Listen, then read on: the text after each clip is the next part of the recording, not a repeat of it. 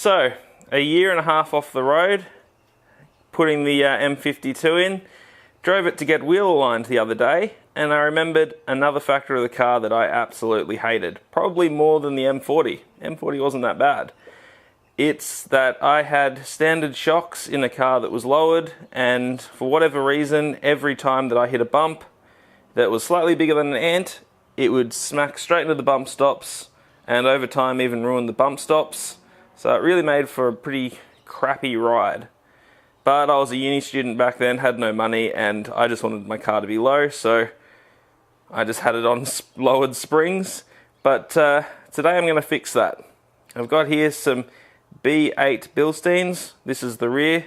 I've also got fronts around the place, so I'm going to be putting them in for a bit of change of pace from the normal motor related bits and pieces that I've been doing. So in this video I'm not going to tell you guys how to suck eggs. If you're thinking about doing an engine swap, you know how to pull some suspension out of a car. But I'm just going to go through a few little bits and pieces, particularly since the instructions are a little vague when these come through. So I just want to go through a couple of little bits and pieces and maybe give a little review on. So my pro tip number one for doing this job is get yourself a ball joint removing tool, because you're going to have to remove the ball joint on the lower control arm and the tie rod end. So I would recommend getting one like this. Basically it clamps together on the top of the ball joint and the bottom of whatever you're trying to press off it, and it pulls them apart using that bolt at the back there. So pretty simple design, and if you're doing this a lot of work on E30s, it's going to make your life a hell of a lot easier.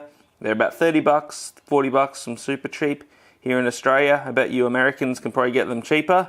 There is also this fork type. Wouldn't recommend it unless you couldn't get one of these, because yeah, it ruins the bottom boot, and yeah, it doesn't provide as much pressure to get them off. So go get yourself one of these if you're going to do this job. Because so my pro tip number two would be, don't be like me. Measure the strut tubes. Don't assume that 51s is what you've got when you've actually got 45s.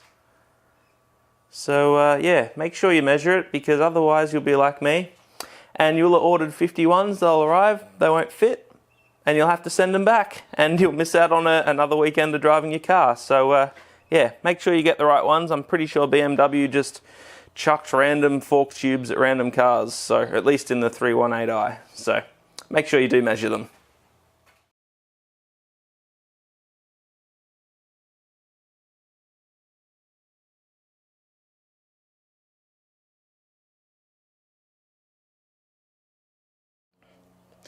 So that's the rears done. Pretty quick, pretty easy to do. Just got to wait on the fronts now for my 45mm struts to arrive, and then happy days, get to drive the car again. So it's time to start taking the front shocks apart. As you can see, I've got this one already somewhat disassembled. I've taken the spring off it. These already had lowered springs, so I didn't need to use spring compressors. But if you've got stock springs, you'll probably need to use spring compressors. And then to take the nut off, I just used a rattle gun. Probably not the best idea, definitely wouldn't do them up with a rattle gun. But I'm going to be replacing these struts anyway, so may as well do it with a rattle gun, save myself a bit of time. So now that we're at this stage, the thing I need to do is remove that big old gold nut there. So to do that, the internet has told me that I need something like these Stilsons here. So I've already done one and managed to remove it. It wasn't too tight. The hardest bit was just making sure that I had the vise in the right spot so it couldn't spin. The vise actually isn't tight on the tube, but it just holds it with the nuts. So with the rear done, it's time to get cracking on the fronts. Already partially got this one disassembled.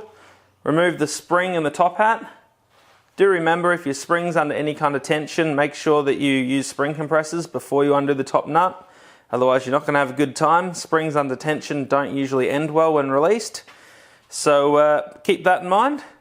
So I've gone ahead and undone the big gold nut that's on there with the Stilsons. Wasn't too difficult. I had the strut tube held in this vise, not very tightly, but enough that it couldn't turn because it would get stuck on the brake disc there. So that's all fine. The only thing to keep in mind is you don't want to completely undo the nut there when the strut tube is like that, because it's actually filled with oil. I've been told it's for corrosion and cooling sake. So the new strut is all inserted in the shock tube. I got the nut done up. I used chain vice grips to do that. I was going to try and use the proper gland spanner, but I didn't end up having one at work that would suit, but I'm pretty happy with how tight I got them with the chain vice grips. So now I've just got to put on the dust cover there, which goes over that silver ring, plastic ring there, which of course you have to put on before the nut, and then it just sits up here on the shock. So that's all pretty easy. Then the spring can go back over the top. And then I'm going to modify my 19mm socket so that I can do up the top nut on the shock.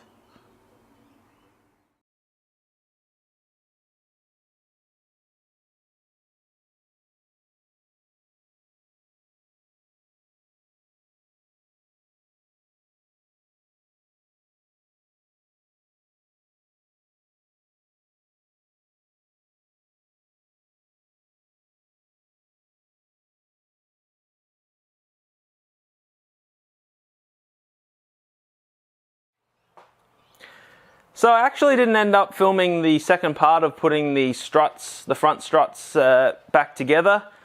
I actually got really frustrated with the process of doing it, because I was actually supplied the wrong nylock nuts for the strut. So that basically the bolt that goes on that holds the spring and the top hat on, the nut they supplied me was incorrect. Of course, I didn't realize that until I sort of dozingly, I guess, put it halfway on and half knackered the thread on the top of the strut. So I then had to go and fix that and get the thread so it was good.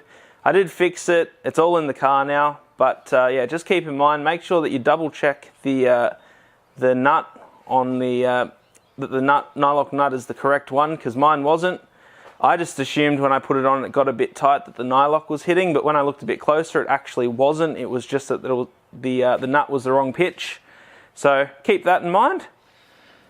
So it only took a night of swearing and a little bit of drinking to fix up the thread on the top of the strut, but all done in the car. Been driving it for a couple of days. Took a couple of days to bed in, but now that it's really good. It's the perfect mix between drivability and not being harsh enough that it rattles your spine, but still being really good in the corners, really firm. I've driven cars before with cheap coilovers, and I found they didn't make you quicker, they just rattle your teeth out. So I found this is actually a really good mix. With these, if you're just doing hills driving or a little bit of spirited driving, I don't think you'd want to go any stiffer than this really is. And I'm able to take my girlfriend in it without her, complaining too much about the suspension anyway. The exhaust is a different story. If I wanted to go more racy, I'd probably put sway bars in it, just to stop it falling over with a bit more grip. But for the amount of grip it's got, for the speeds that I'm going, and this is never going to be a race car. This is always going to be a weekend street car. So I think it's got the perfect mixture. If you're looking for race stuff, obviously head towards the coilovers and the adjustability. But if you've got a nice car that you like to take up in the hills, or if you're in America, the canyons, and go for a bit of a thrash but still be nice enough to drive around town, then I think the B8s are going to be a really good option. I really haven't read anything bad about them online, and they hold up when I've personally got them. So yeah, I'm pretty happy with them, and I'd sort of recommend them to anyone that was going to do a street car.